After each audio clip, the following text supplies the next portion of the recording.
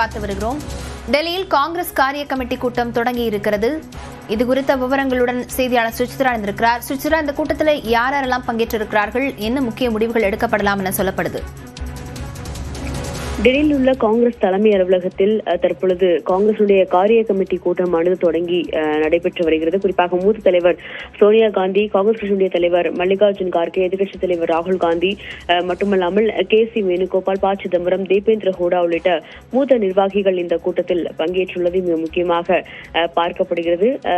குளிர்கால கூட்டத்தொடரில் நாடாளுமன்றத்தில் நிறைவேற்றப்பட்ட மகாத்மா காந்தி ஊரக வேலைவாய்ப்பு திட்டத்திற்கு மாற்றான ஜி மசோதா தொடர்பான அடுத்த கட்ட நகர்வுகள் குறித்த ஒரு முக்கிய ஆலோசனை என்பது இந்த கூட்டத்தில் எடுக்கப்படும் என்று காங்கிரஸ் வட்டாரத்தில் கூறப்பட்டுள்ளது. குறிப்பாக இந்த ஜி மசோதாவிற்கு எதிராக இந்தியா முழுவதும் போராட்டங்கள் நடத்துவது தொடர்பாக ஒரு முக்கிய முடிவை இன்றைய அந்த காரிய கமிட்டி கூட்டத்தில் காங்கிரஸ் கட்சியானது முன்னெடுக்க உள்ளதாக தலைவர்கள் தெரிவித்திருக்கிறார்கள். அது மட்டுமல்லாமல் அடுத்த ஆண்டு நடைபெற உள்ள 5 மாநில சட்டப்பேரவை தேர்தல் மற்றும் மாநில காங்கிரஸ் கமிட்டிகளுடைய அந்த ஒரு செயல்பாடுகளை மேலும் பலப்படுத்துவது தொடர்பான பல்வேறு முக்கிய முடிவுகளையும் இந்த கூட்டத்தில் காங்கிரசுடைய தலைமையானது கூடி முடிவெடுக்க உள்ளது எனவும், மிக முக்கியமாக இந்த ஜி மசோதா மீதான ஒரு போராட்டத்தின் அறிவிப்புகள் இன்றைய அந்த ஆலோசனைக்கு பிறகு வெளியிடப்படலாம் என்றும் எதிர்பார்க்கப்படுகிறது.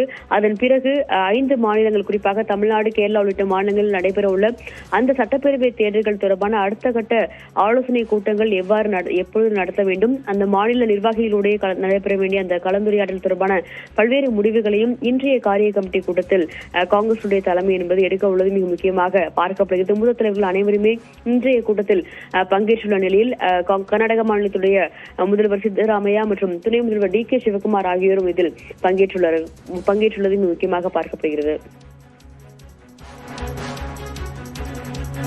விவரங்களுக்கு நன்றி.